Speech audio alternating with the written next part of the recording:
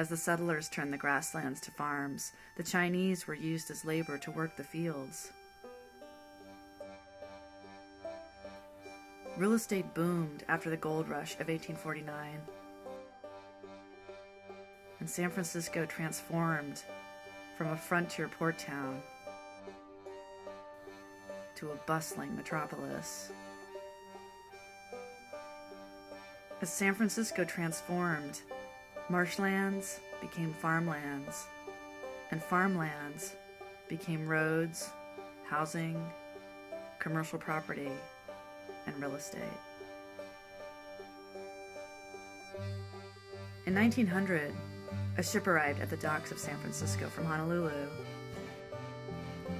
The ship's name was the Australia. On it were Chinese immigrants who had come from Hawaii looking for work. Also on the boat were a few Norwegian rats who swam to shore.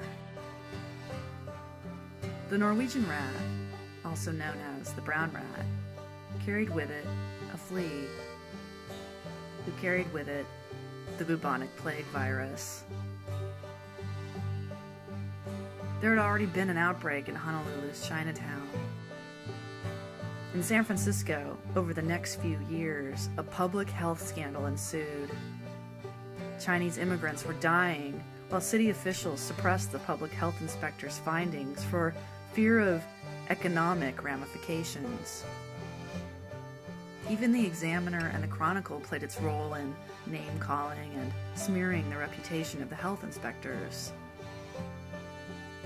The influx of goods and people from the East and Deep South meant that the elites of San Francisco would get richer, and that flow needed not to be hindered by a fear of the bubonic plague.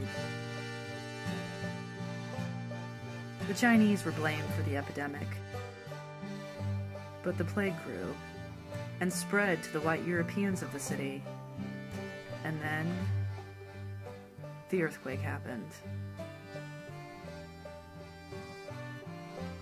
When it did, the living conditions of those made homeless were appalling.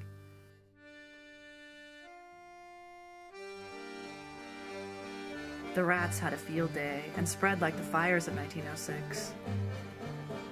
When the plague became impossible to ignore, city officials supported public health inspectors in their findings. Eliminate the rats, and you will eliminate the plague.